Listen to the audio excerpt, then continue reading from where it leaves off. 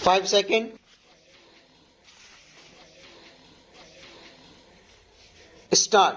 The next question that I would like to deal with is the paragraph in the President's address relating to the progress made in our economy, in our agricultural sector, in our industrial sector, in our foreign trade, etc.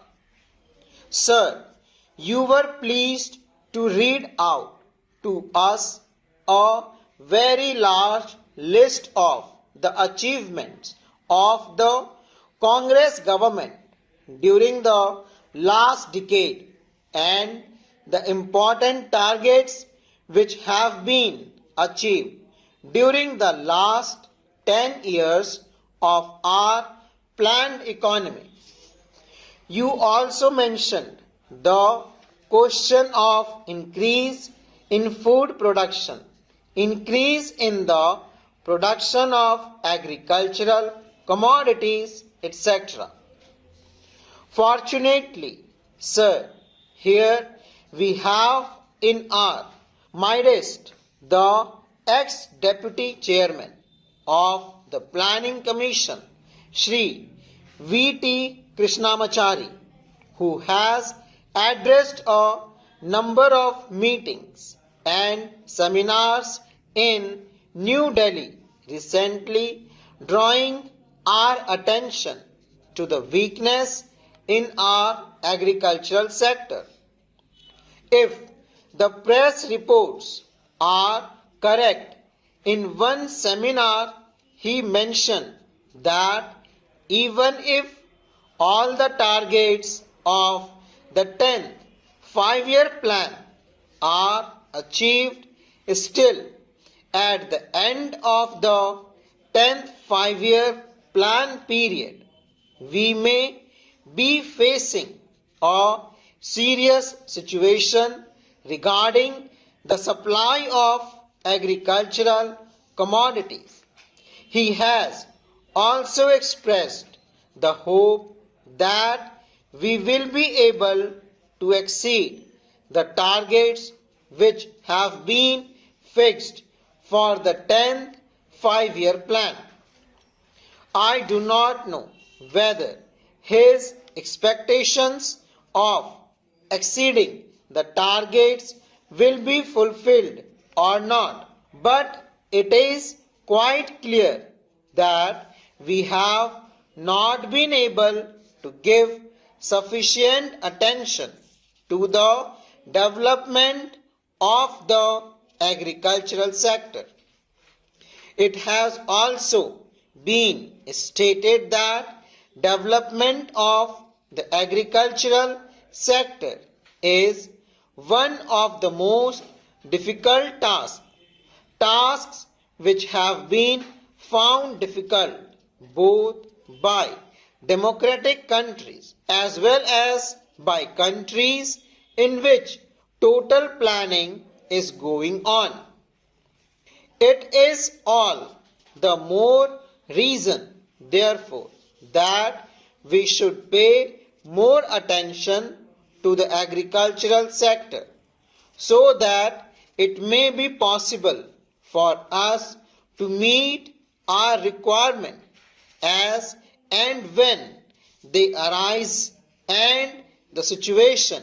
which he has foreseen at the end of the 10th five-year plan may not materialize. It is no use merely taking refuge behind some of the figures which have been compiled and narrating the progress which has already been achieved. We are happy that some progress has been achieved, but we are anxious that more progress should be there, and for that purpose also certain definite steps will be taken. In this connection, I am also happy to hear what the Defense Minister said yesterday in one of his public meetings, namely that the Government of India is contemplating to create a setup in our villages wherein our panchayats will be functioning more or less on the lines of parliament. Unfortunately, he did not elaborate that point further, and the press has not thrown any more light on what that exactly means. But if it means that the panchayats will be in charge of the resources that are available in the villages, that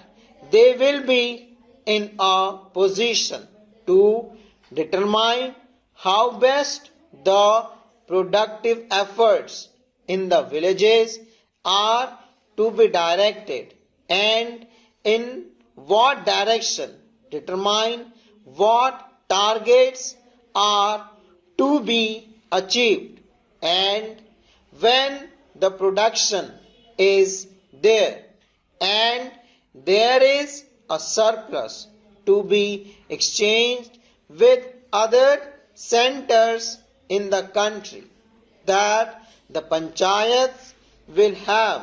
their say in the matter on what terms this surplus will be exchanged with other centers in the country, then I think a very valuable step forward in the direction of building our economy on a decentralized basis will have been taken. We have always taken the view, sir, that if planning is to succeed in our country, and if there is not going to be any regimentation of our productive activity and forces, what is necessary is that the common man should have a voice in determining the economic policies and in formulating the economic plans of development, and should have also his say in determining on what terms a village or a group or an industry should be working for the development of economy as a whole. In other words, same amount of competition, some amount of bargaining power is to be generated in the lowest strata of our society and the lowest rung of our economy, so that with the help of that bargaining power, under the overall influence and policy of the Planning Commission, it may be possible for us to develop our economy in a manner which satisfies both the interest and the requirement of the nation, as well as the aspirations of the people. When people feel that they also have their say in the formulation of policies and programs, and that such policies and programs are not something which is dictated from New Delhi, but are those which have been worked out by their own effort and as a result of their own deliberations. To that extent, these plans are a part of their effort in the development of their regions, of their own crafts, their own industries, and their own skills. Full stop.